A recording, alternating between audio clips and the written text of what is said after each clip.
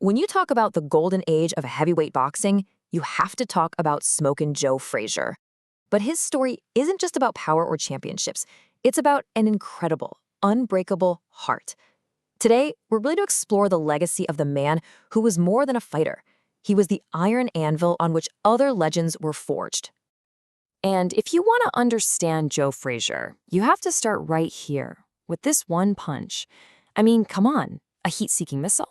That wasn't just a punch, it was a conclusion. It was this absolute force of nature that could end any fight in a blink, and a weapon that carved his name into history forever. So you gotta ask, how did he deliver a weapon like that? Well, it all came down to a fighting style that was just different. It was pure, suffocating, relentless pressure. And here's the thing you have to remember. Frazier wasn't the biggest guy, not by a long shot. We're talking about a man who was about 5'11", maybe 180 centimeters, in an era of giants who were often well over 6'3" or 190 centimeters. But his greatest weapon wasn't his size, it was his spirit. He just kept coming. He would break an opponent's will long before he ever broke their body. You know, they used to call him a steam engine in trunks, and that's exactly what it was like. His whole style, this bob and weave, meant he was constantly moving forward, ducking under your punches, getting closer and closer. And once he got inside on you, it was over. There was just no escape. He'd take away all your space, all your air. And that relentless style, it took him straight to the top. Just look at this journey. In 1964, he wins an Olympic gold medal with a broken thumb. I mean, who does that? That tells you everything right there. By 1970, he's the undisputed heavyweight champion of the world. But there was a giant shadow looming over that title, and that shadow's name was Muhammad Ali. So the stage was set for something absolutely massive, one of the biggest sporting events in history. In 1971, the entire world basically stopped to get the answer to one question: who is the real heavyweight champion of the world? This was way more than just a fight. And you really couldn't have dreamed up two more different characters. On one side, you have Joe Frazier, the quiet, blue-collar, undisputed champ who did all his talking in the ring. And on the other, you've got Muhammad Ali, the loud, charismatic people's champ who'd been stripped of his title. The tension was just off the charts. And they went to war, a brutal back-and-forth war. Now think about this for a second.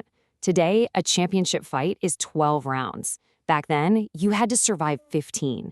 15 grueling rounds of absolute punishment with another all-time great. And then in the final round, the 15th, with everything on the line, Frazier let it go. That heat-seeking missile, a massive left hook that put Ali on the canvas and sealed the victory. In the biggest moment of his entire career, his signature weapon delivered the final word. And with that one punch, Frazier didn't just keep his title. No, he cemented himself as the one true, undisputed champion. He earned the respect of the entire planet. It really was a defining moment, not just for him, but for all of sports. But of course, with a rivalry this epic, the story was never going to end there. 4 years later, they met one last time for a final, terrifying chapter. If their first fight was a technical classic, their third fight, the Thrilla in Manila, was something else entirely. It was primal. This fight went way beyond sports. It was fought in this insane, suffocating heat that was almost lethal. It just became a pure test of who could endure the most pain.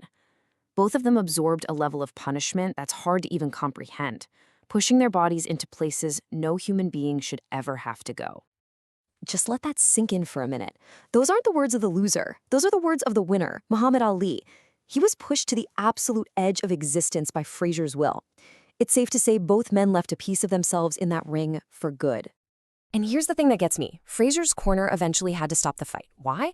Because both of his eyes were swollen completely shut. He was literally blind, and he was still trying to get off the stool, begging his corner to let him go out for that final round.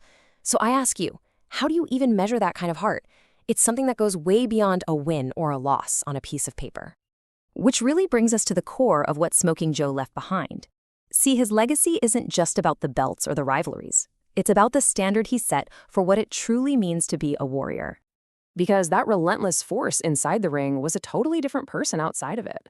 He was a man of quiet dignity. He was a musician. He even had a band called the Knockouts. He was a family man, and he was a real mentor in his Philadelphia community, helping bring up the next generation of fighters. He was just solid through and through. And this is where that Iron Anvil idea really clicks. Think about what an anvil does. It's the unmoving, unyielding thing that a blacksmith hammers steel against to forge something strong, something legendary. That was Joe Frazier.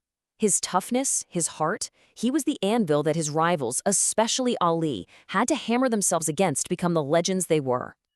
So, it leaves us with this one last thought. Joe Frazier's life really makes you question what greatness is. Is it about how many titles you have? Or is it about the courage you show when you're in the fire, the willingness to endure the absolute worst? And by doing that, you become the standard by which all other warriors are measured.